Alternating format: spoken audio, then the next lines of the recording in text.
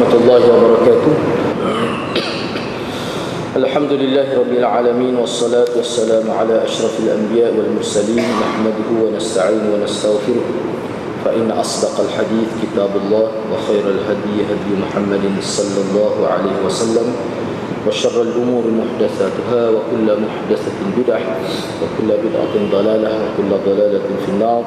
وقال رب اشرح لي صدري ويسر لي أمري واحلل عقدة من لساني يفقهوا قولي.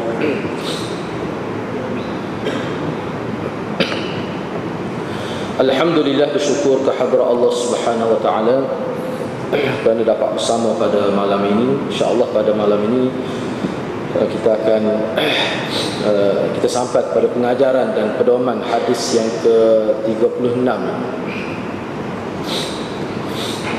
di mana pada minggu lepas kita telah pun membicarakan berkenaan dengan makna secara ijmali, makna umum hadis secara makna hadis secara umum atau secara ijmali.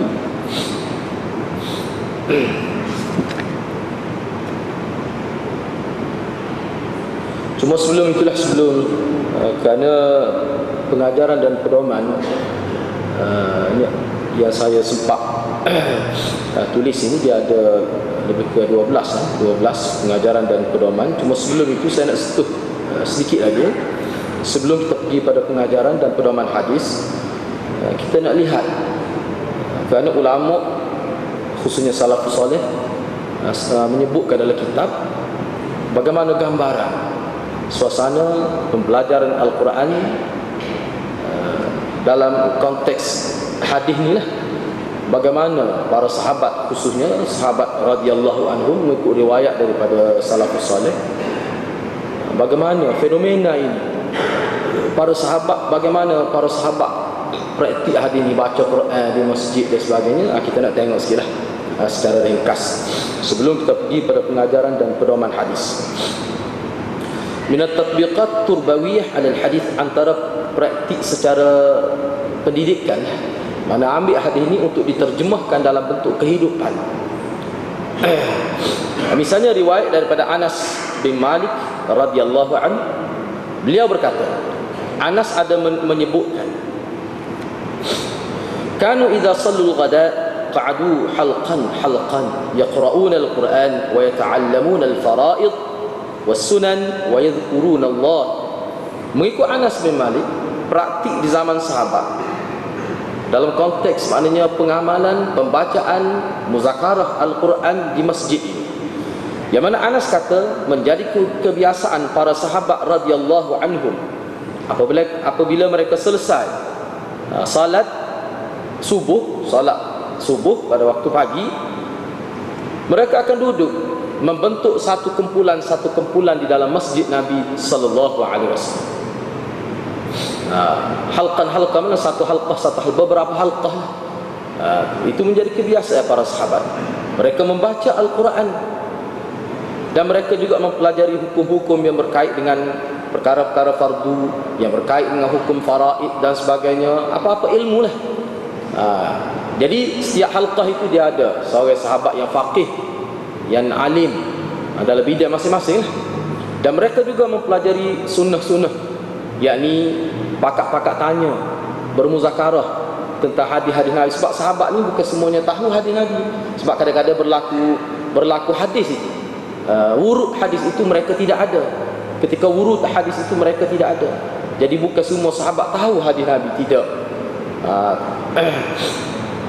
Mereka akan tanya khabar, tanya tentang hadis, bincang, hak mana tahu hadis dia akan kemukakan hadis, wa yadhkurunallah, dan mereka saling berzikir kepada Allah. Itu menjadi kebiasaan, kata Anas bin Malik.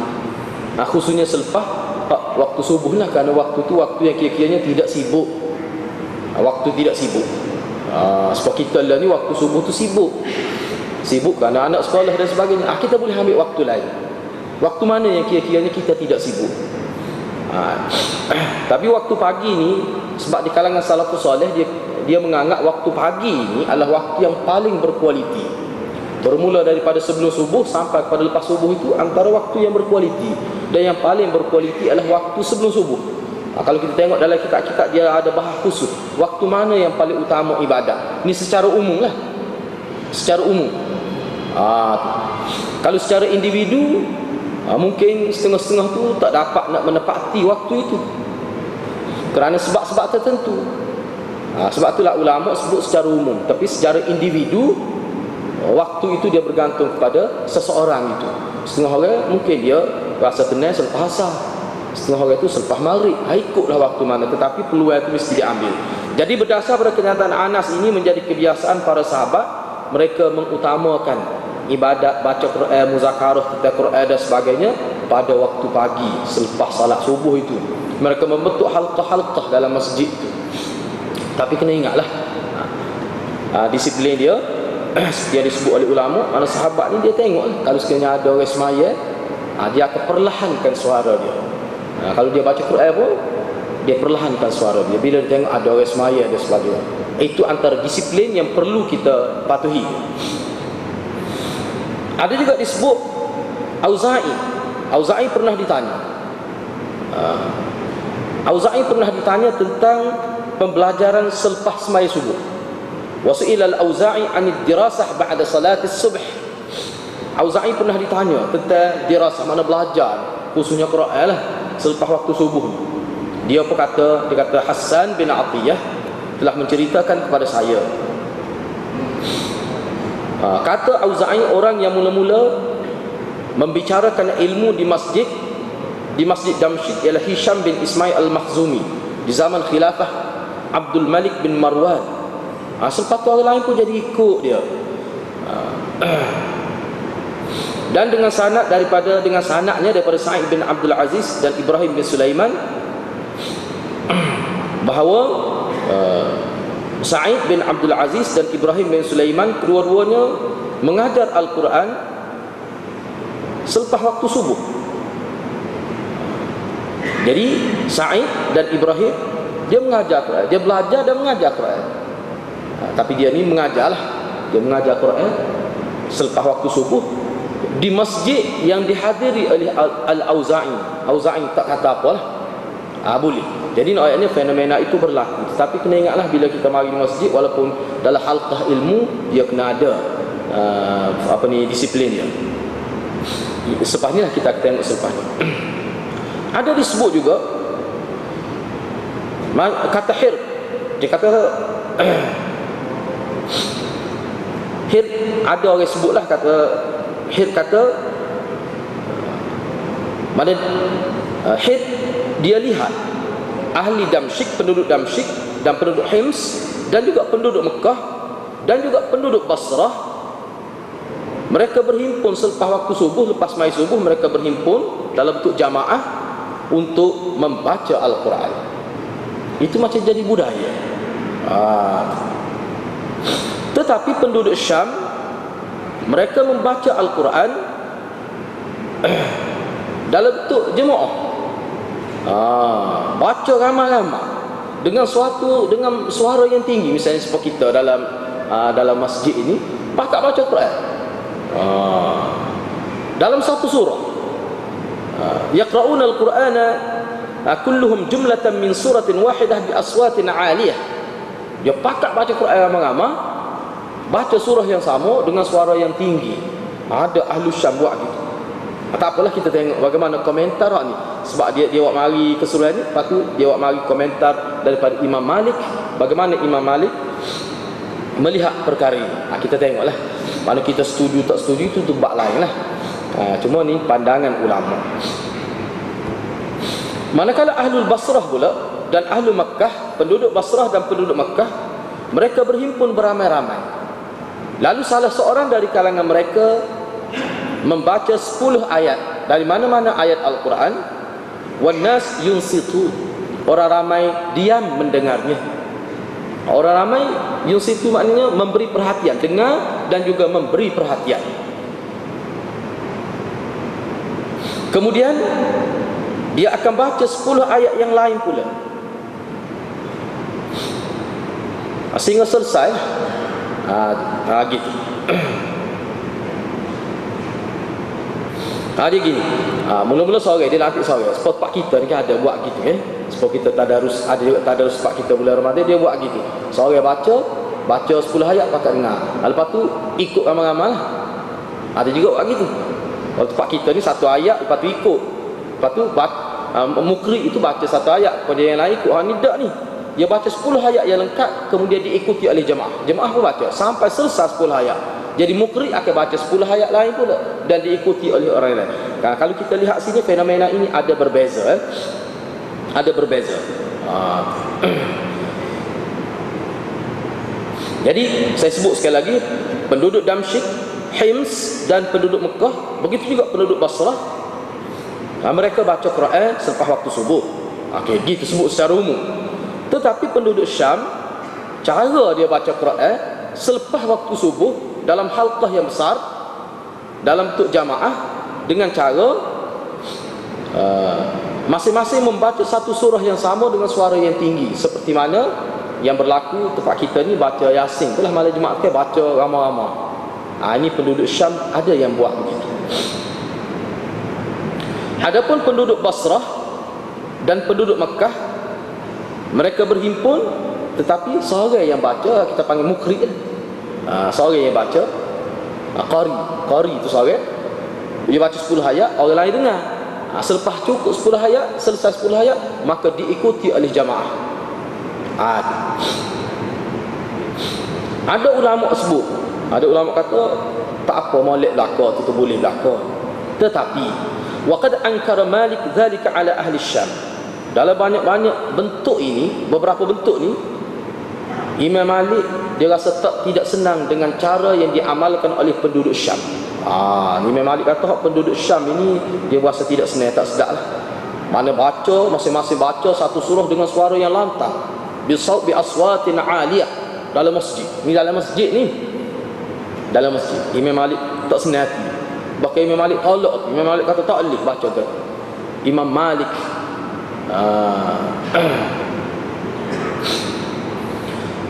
wa'tabara qira'at al-Quran bil ijtima' ba'da salat bid'atan.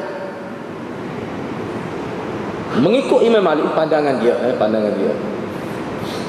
Imam Malik menganggap membaca Al-Quran secara berjamaah selepas salat subuh dengan suara yang tinggi secara jamaah ramai-ramai itu adalah bid'ah, kata Imam Malik. Imam Malik tak setuju. Dia ada alasan dia. Apa dia tak setuju, kita tengoklah. Dan waqala fi wasfi hal as-sahabah ba'da salat as-subh. Dan Imam Malik telah memberi gambaran.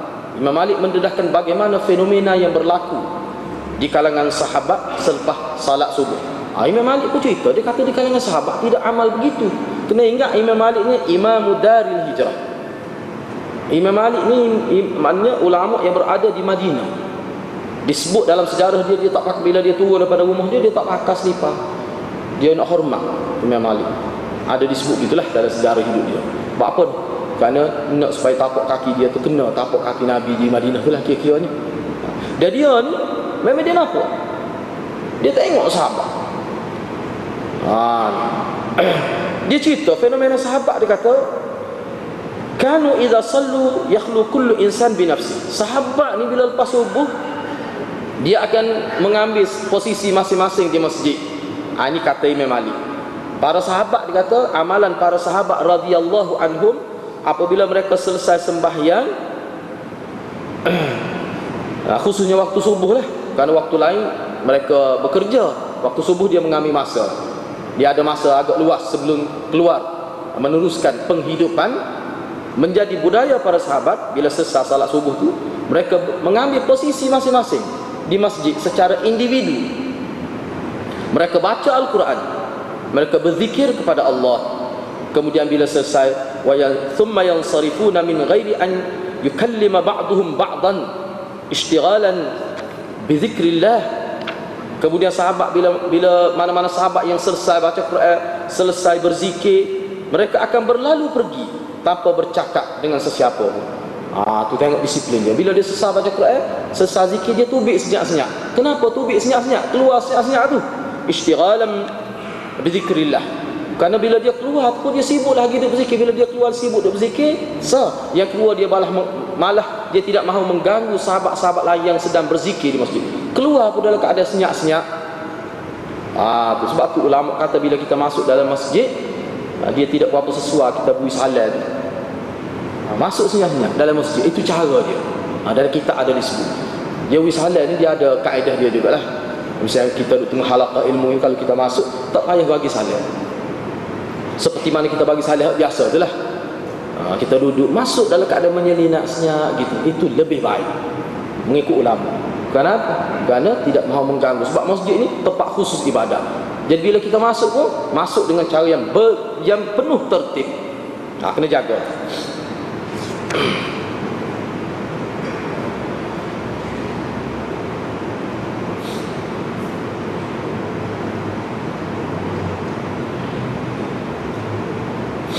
Okey. Itu antara disebut oleh Imam Malik lah. Walaupun ada setengah-setengah ulama lain kata tak apa. Tetapi pokok mana pun kalau kata tak apa tu, tidaklah dikata hak tu yang moleknya. Molek baca sendirilah. Jadi sebab kalau kita buat dengan ketetapan ramai, kalau kita ramai lah ulama yang tidak setuju. Sebagai contoh lah misalnya malam Jumaat. Mana kita baca Yasin semua. Misalnya, tak boleh ke baca Yasin? Boleh. Apa tak boleh? Hingga ayat Quran. Tetapi dalam hadis-hadis sebut Nabi baca juga surah lain, misalnya suratul Kahfi, itu antara yang lebih kuat juga, lebih kuat lagi. Jadi semolek-molek kalau boleh, saya nak anjurlah berdasar pada kita tengok, nak mengelak pada khilaf. Dan inilah amalan sahabat, amalan Nabi. Molek-moleknya kalau nak baca, kita ajak masyarakat baca Quran. Jangan kita ajak masyarakat, mari kita pakat baca Yasin malam Jumaat, tapi kita ubah sikit, mari kita pakat baca Quran malam Jumaat. Saya rasa itu lebih baik. Lepas tu mungkin timbul di kalangan kita kata tak boleh Yasin ni semua reti. Apa yang jadi semua reti tu? Apakah Quran ni mesti kena reti Yasin saja? Patut lain lagu mana? Jadi cara tu tak kena tu. Sepatut kita kena latih umat Islam biar reti semua ayat Quran. Lepas tu dia tak reti ni Yasin dulu, bukan reti selalu juga. Sebelum reti dia tak reti dulu, tapi apa jadi reti? Sebab penumpuan masyarakat kepada Yasin. Saya sendiri dari segi pengalaman pernah ada orang mari nak belajar. Semasa saya mengajar Quran dulu lah, masa saya belajar dulu, saya ada terlibat kelas Quran. Ada khusus lah beberapa orang mari, Ustaz saya ni mari nak belajar Yasin dengan Ustaz. Dia kata gitu. Dia mari kelas Quran, dia kata mari saya nak belajar Yasin dengan Ustaz. Saya kata saya tak pandai nak ajar Yasin saja. Kalau nak ngaji Quran boleh. Ginilah ngaji semua lah supaya Nabi suruh. Dia kata lambat, tak apa lambat. Hak tu sebenarnya molek. Jadi saya kata saya tak sahaja Yasin saja. Sebab kita nak buat satu pahaman tu kan tidak jadi tak reti ke satu. Reti hak tu saja tak kena. Semolek-moleknya kita sebut pada ahli jemaah kita, okey, bulan ni kita nak baca suratul Kahfi. 4 kali biar reti. Kita nak baca siapa pun kita reti suratul Kahfi. Ikutlah berapa kali pun. Kira lah lagu mana pun. Hak kata tak reti dia kadang-kadang masuk universiti. Hak kata tak reti ni, ilmu lain reti belaka. Tengok tu sikap tu sebenarnya ajaran tu kan. Dia kena ajar molek pada masyarakat, dia support Nabi. Kita kena tengok Nabi. Gitu cara dia. Bulan ni tak okeylah sebulan tu dah. Sebulan tak boleh nak baca suratul Kahfi. Seingat suratul Kahfi bulan depan Imam Ijtihad pula. Okey, bulan seterusnya kita nak baca surah mana pula. Ikutlah surah-surah. Kita pilih lah. Pilih surah-surah yang jangan pilih tiwal selalu. Pilih sederhana, surah yang sederhana. Kita ajar masyarakat begitu. Saya rasa 10 tahun habis Quran. Walaupun baca sekali seminggu, dia akan ada semangat untuk bertanggungjawab untuk belajar. Sebab kalau kita ajar gitu kan, jadi masyarakat ni tidak nampak posisi dalam agama yang sebenarnya. Dia tak nampak. Aku sekali Yasin saja.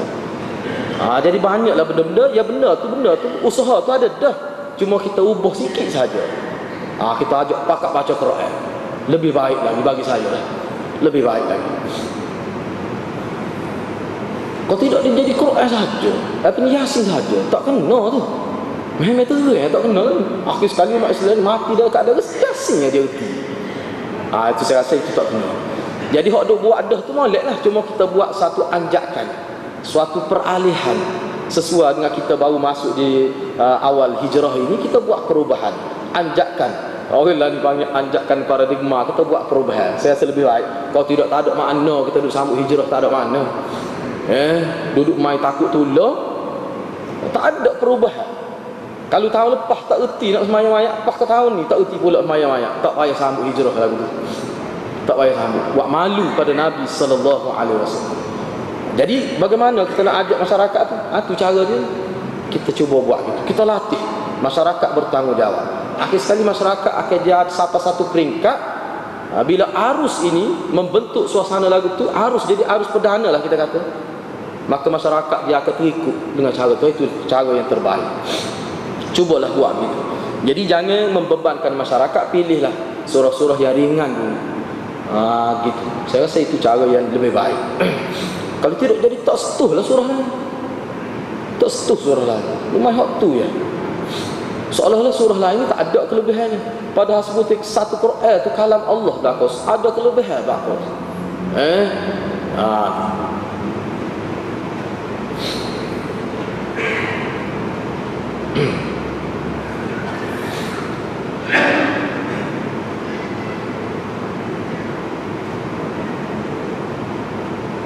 Ini kita nak tengok pula pandangan Ibn Khaldun dalam konteks belajar Quran. Bagaimana pandangan Ibn Khaldun?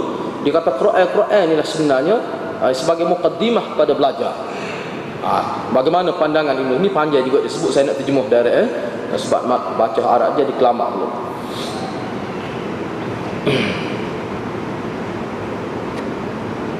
Kata Ibn Khaldun, asal belajar. Bila kata belajar dalam istilah tuntut kita belajar apa yang asalnya?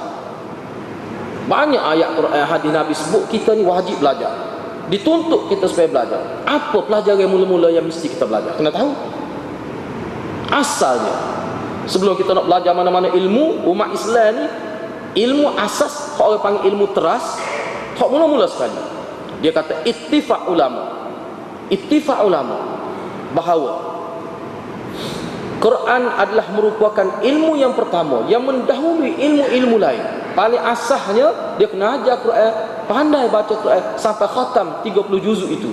Itu yang utama sekali. Bahkan mengikut Ibn Khaldun, jikalau umat Islam memberi penekanan pada pembelajaran Al-Quran dengan cara yang sistematik, sebenarnya sama ada dia tahu makna ataupun tidak tahu makna, sebenarnya dia menghasilkan maksud ilmu sebenar, iaitu malakat. Dia akan lahir suatu nilai dalam diri umat Islam. Umat Islam akan berasa saya dengan agama. Itu kesal Quran. Kena yakin itu Quran itu begitu sifat dia. Sebab kita dia bukan semua kita reti makna Quran tu, tetapi bila kita baca dia memberi satu malakah, satu power kita kata, satu kuasa, satu nilai, satu keyakinan, satu tenaga dari diri kita. Jadi umat Islam sekarang ni mengikut Ibn Khaldun, dia lupa tu. Dia kejar ilmu lain, dia lupa ilmu Al-Quran, menyebabkan tidak ada satu malakah, satu tenaga dalam jiwa umat Islam. Itu sebenarnya kelemahan umat Islam. Akhir sekali dia tidak ada satu identiti diri dia, seperti mana identiti yang wujud dalam diri sahabat, hasil daripada baca Quran. Kerana Imam Suyuti sebut dalam kitab dia Al-amru bil ittiba' tu wan nahyu an ibtida' tu, sahabat ni memang zikir dia Quran. Saya duk tengok beberapa buah kitab, nak tengok bagaimana penghayatan sahabat tentang zikir ni. Umumnya dalam bahasa salafus salih, bila kata zikir maknanya Al-Quran. Itu makna asal dia. Misalnya Sayyidina Umar pernah minta Abu Musa Al-Asy'ari dan beberapa orang sahabat lain, apa yang dia guna bila suruh baca Quran. Sayyidina Umar nak dengar. Sebab ada setengah-setengah sahabat ni bila Sayyidina Umar, setengah-setengah sahabat ni bila orang dengar dia baca Quran, memang orang jadi takut pada Allah. Jadi takut, kesal baca Quran di kalangan sahabat. Misalnya Sayyidina Umar kata, "Zakirni ya Aba Musa." Peringatkanlah aku hai Aba Musa. Diguna zikir zakirni. Apa maksud dia? Dia suruh Abu Musa baca Quran. Sebab tu nak mengikut ulama, zikir yang dimaksudkan di kalangan salafus salih termasuk sahabat adalah baca Quran. Jadi hak zikir-zikir lain tu dia duduk nombor 2, nombor 3 selepas Quran. Quran tu dulu. Betul lah apa yang disebut oleh Ibn Khaldun, bahawa Quran itulah sumber malakah, sumber kekuatan, sumber tenaga kepada umat Islam. Tetapi umat Islam tinggal hak tu sekarang. Bahkan kata Ibn Khaldun lagi, annal mus'ab innal muslimina muttafiquna 'ala al-qawl bi anna al-Qur'an yajibu an yasbiqa kulla shay'in ila qulubil muta'allimin. Ittifaq, sepakat orang Islam bahawa Quran itu wajib mendahului ilmu-ilmu lain yang meresap masuk dalam jiwa pelajar. Mesti sebelum dia diresapi ilmu-ilmu lain, maknanya sebelum guru ilmu lain, kena pasti dulu pelajar-pelajar itu meresap ilmu Al-Quran, baca Quran itu sendiri. Mesti mana kalau bolehlah selepas daripada ini kita nak tengok guru-guru di sekolah tu dia panggil pelajar masuk bilik guru. Nah, masuk bilik guru besar lah. Kenapa kenapa tak baca Quran? Kenapa kan? Sekarang ni kita tengok kalau masuk bilik guru ni kerana tak lulus matematik, tak lulus sains. Tu dipanggil ibu bapa. Dipanggil ibu bapa tak lulus mata pelajaran asas tu. Tetapi anak tak semaya, jaranglah dipanggil. Ada juga mungkinnya. Kalau anak tak boleh baca Quran dekat tahun ni tu, nak pindah ke sekolah menengah tu, wallahu alam, sebab saya sendiri pun kadang-kadang pergi juga sekolah panggil, tapi tak pernah dipanggil kerana pergi Quran ke, kerana anak tak semaya ke, mana tidak diberi penekanan. Jadi kita harap umat Islam sebenarnya kita ubah sikit cara tanpa mengorbankan hak mata pelajaran asas tu. Hak tu penting juga kita jaga tu, tapi kita tujuan apa? Kita nak hantar suatu isyarat yang jelas kepada anak kita, Quran inilah sebenarnya identiti orang Islam. Tak matematik, sains ke apa tu selepas Quran. Kita tekan juga tu. Itu sebenarnya. Ini kata Ibn Khaldun. Tujuan apa? Apa sebab begitu? Kata Ibn Khaldun. Apa sebab kita nak umat Islam ni awal pendidikan dia Quran, supaya terpahak kukuh di hati anak-anak orang Islam itu iman dan akidah. Tu tujuannya. Daripada kecil lagi kita petik Quran. Hak lain pun kita ajar juga, supaya terpahak kukuh dalam hati mereka iman dan akidah. Sebab Quran ni dia ada sifat tu. Tak tahu makna pun dia ada sifat tu. Dia bila melekat tu jadi kuat iman, kuat akidah. Tu Quran. Quran ni mukjizat. Kena yakin Quran ni mukjizat. Dia boleh merubah manusia. Dengan Quran lah Nabi 2-3 tahun je, masa yang begitu singkat sebenarnya, Nabi ubah masyarakat Arab dengan Quran tu lah. Kalau hadirat tengok sejarah, kaji sejarah dari tempoh 2-3 tahun ke, mesti bila Nabi berhujah, Nabi tak tinggal ayat Quran. Ayat Quran Nabi sebut ayat Quran.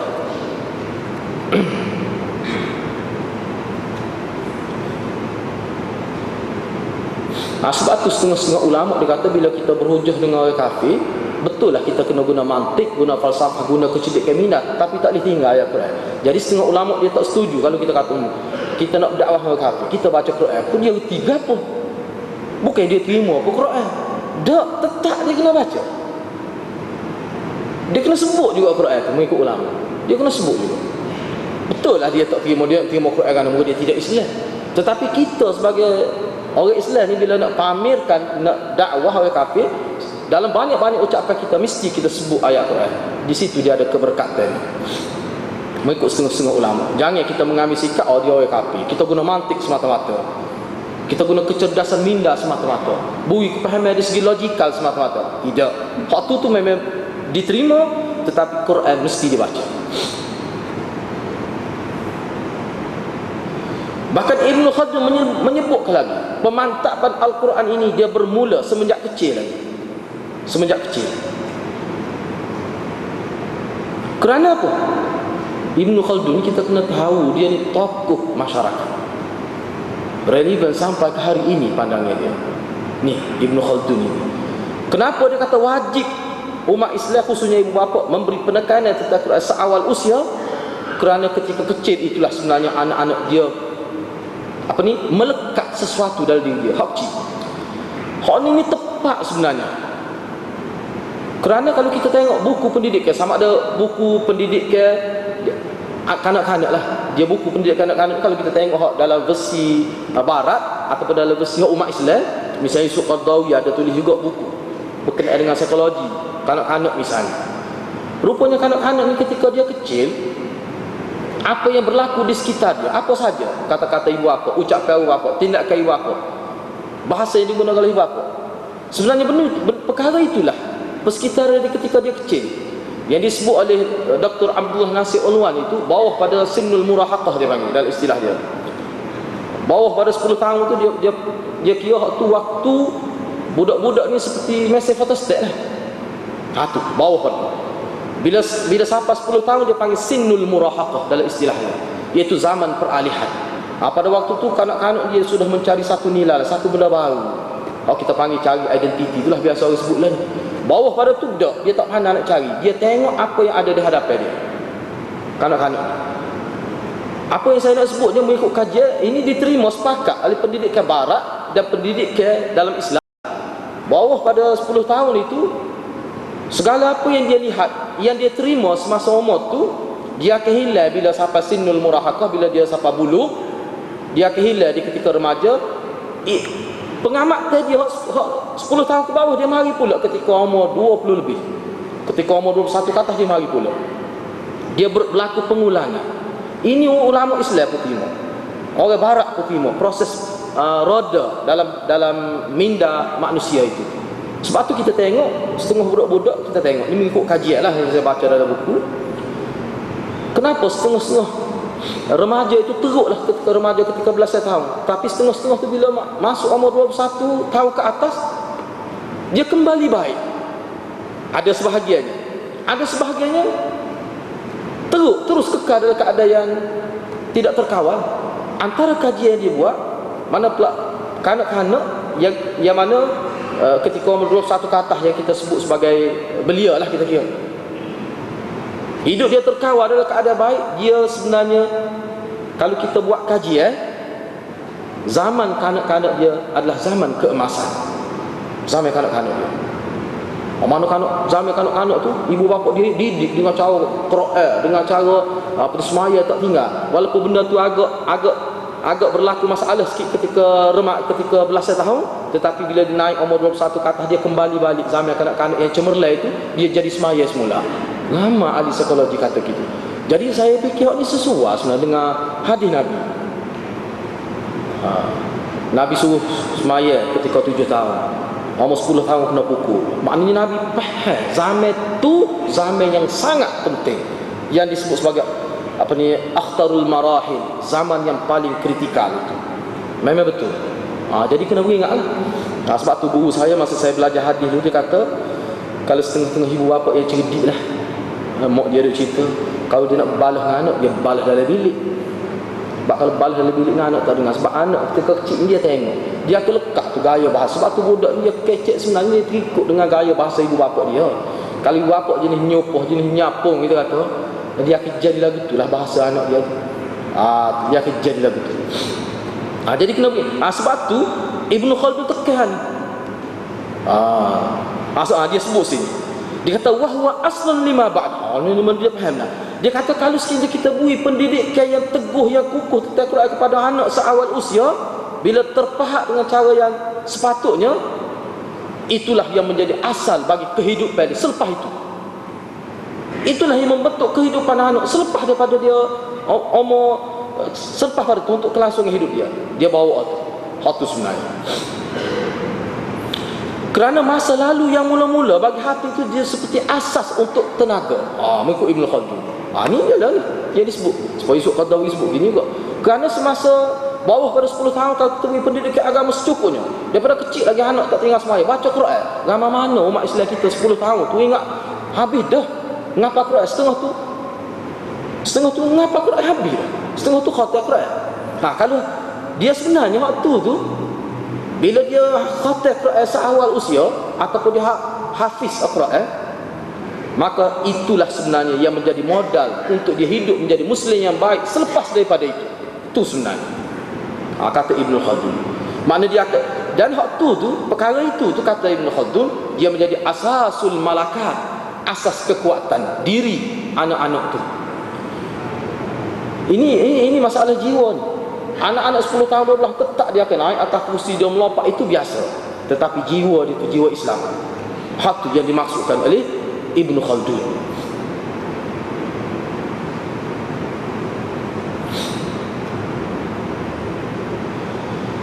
Jadi membentuk anak-anak dengan asas Al-Quran ini, dia menjadi satu hal, satu keadaan yang membentuk kehidupan anak di masa akhirat. Ini bahasa yang digunakan oleh Ibn Khaldun.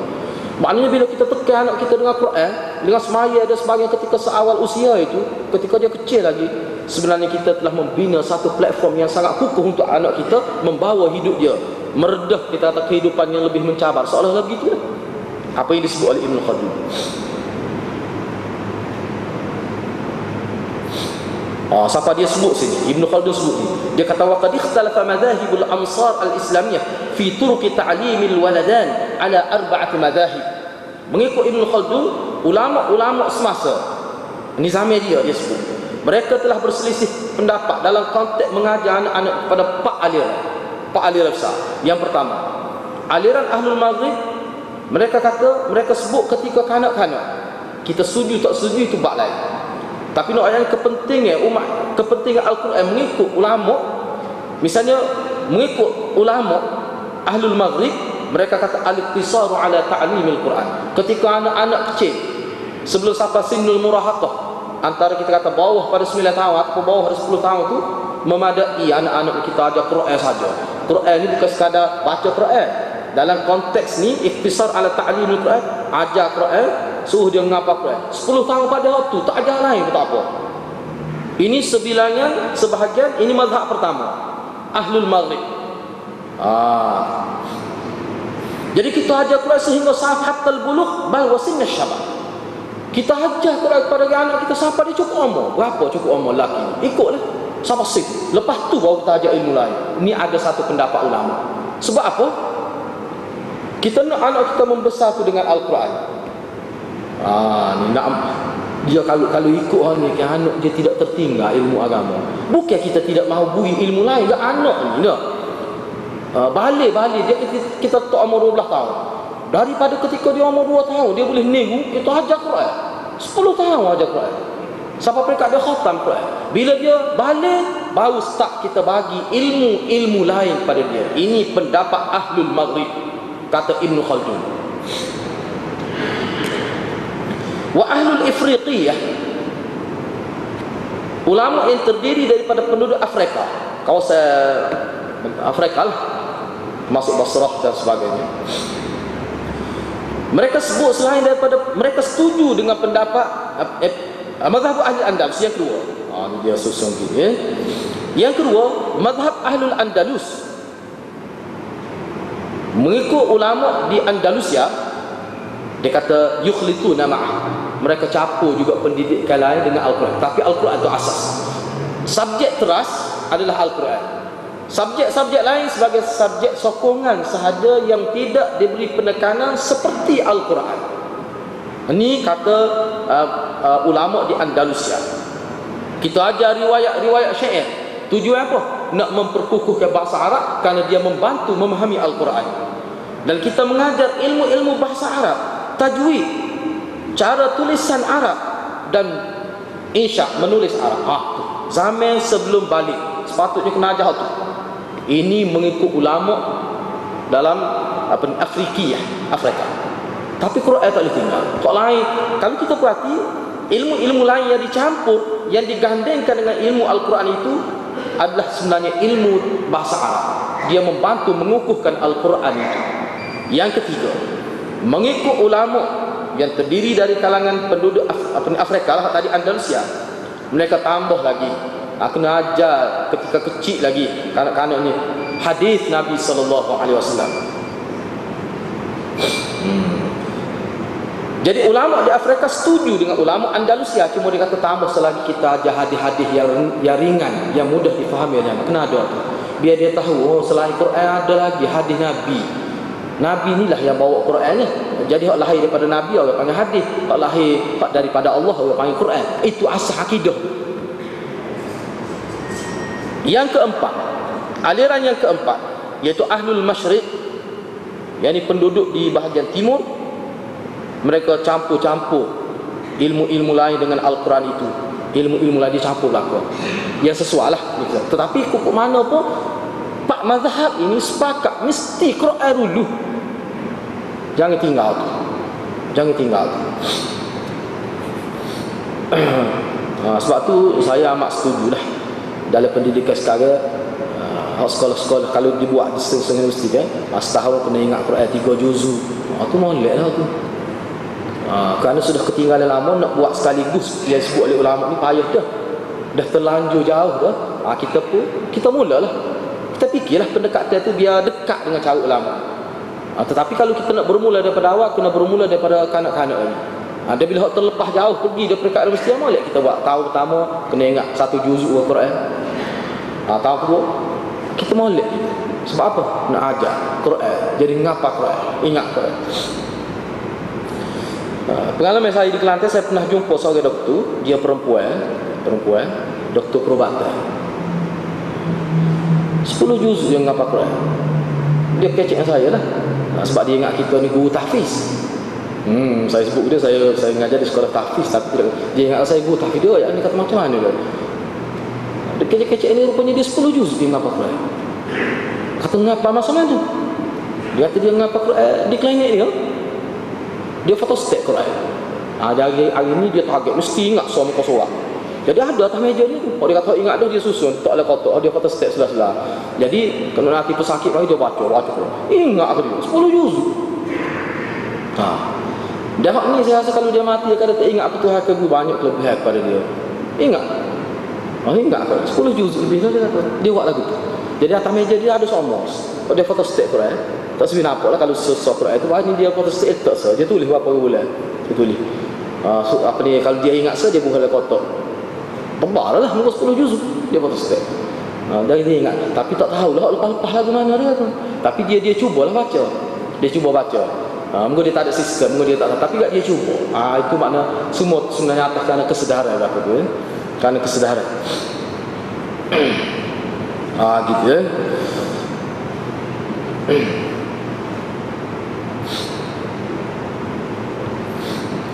Kira rasanya setakat tu lah untuk malam ni. Pengajaran tu rasanya kena ambil semula. Tak ada malam ni insya-Allah memang hadapan. Sebenarnya ada lagi beberapa perkara lain nak sebut ni. Kita tengok molek lah pandangan salaf.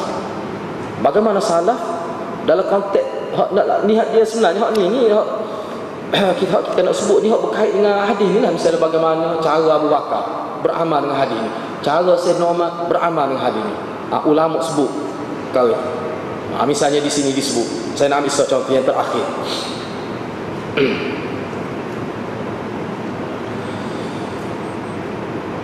Misalnya Sayyidina Umar sendiri. Ini ada berlaku zaman dia. Sayyidina Umar ni dia sangat jaga janda-janda ni. Sebab dia pemimpin. Dia jaga armalah ni. Dia kena pasti janda-janda yang melarat ini dia akan bagi bantuan secukupnya. Sayyidina Umar ni pernah Talhah sahabat Nabi, dia pernah tengok. Dia kata acak benar dia tengok Sayyidina Umar ni masuk ke dalam sebuah rumah yang mana rumah tu penghuni dia perempuan. Acak kali ni dia tengok Sayyidina Umar ni masuk buat gapo. Satu kali dia masuk pergi jumpa perempuan tu. Dia pergi tanya. Dia tanya, bila dia masuk dia tengok perempuan tu sudah ajuzun umya. Patut apa disebut sini maqadah. Tua, buta, lepas tu tak boleh nak jalan. Pakai duduk gitu, nak bangun payah. Dia kata Sayyidina Umar tu masuk jumpa orang perempuan ni. Talhah pun tanya perempuan tu. Dia kata, muka dia bakal perempuan ni pun tak tahu Sayyidina Umar, muka dia buta. Talhah tanya. Dia kata hak jatuh ni, saya kecek bahasa Kelantan ni sudah. Hak jatuh mari tu, dia kata mari buat gini. Kita terima buku Kelantan. Hak jatuh mari tu, mari buat gini sini. Dia tanya makcik tua ni. Makcik tua ya. Dia mari dia buat gini, dia mari buat air, dia mari dia masuk. Dia makan pada perempuan tu. Sayyidina Umar. Kau siap kata kapi. Tu Sayyidina Umar. Dia mari dia cawa aku. Dia buat gotu, dia buat goni. Mana dia buat benda-benda hak bersifat harian tu. Hak biasa anak lah buat pada mak dia. Sayyidina Umar khalifah pergi buat gini. Amirul Mukminin. Dia datang bertemu dengan aku dengan tujuan untuk mencukupkan keperluan aku, kerana aku tak boleh buat apa-apa. Sayyidina Umar. Kena ingatlah hak ni boleh jadi jiran dia. Dia pemimpin, kalau buat lagu ni belakang mek lotek pemimpin.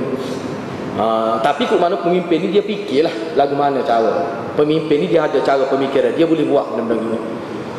Dan apa-apa yang tidak yang boleh menyakitkan aku, misalnya sapuh-sapuh, dia pergi sapuh. Kejut lah. Tu saya normal. Itulah kalau kita tahu pribadi sahabat lah. Tu. Cuba kita tanya kita ni boleh buat. Mak kita tak buat lagu tu lah. Kita berat tak berat kita ni. Kalau mak kita sakit, dah ada adik-beradik lain, kita tak pergi, tu kita. Tetapi kalau tengok sahabat saya normal misalnya, tahu bukan mak dia, mak tak tahu siapa ni. Tolong aku tak sebut. Gitulah. Tapi kita akan tengoklah insya-Allah minggu depan bagaimana Abu Bakar boleh disebut. Ini kebaikan-kebaikan yang dicatat dalam kitab. Ini generasi awal Islam untuk contoh kepada kita lah. InsyaAllah benda ni kita sambung minggu hadapan. Saya setakat itulah. Wabillahi taufiq hidayah. Wassalamualaikum warahmatullahi wabarakatuh.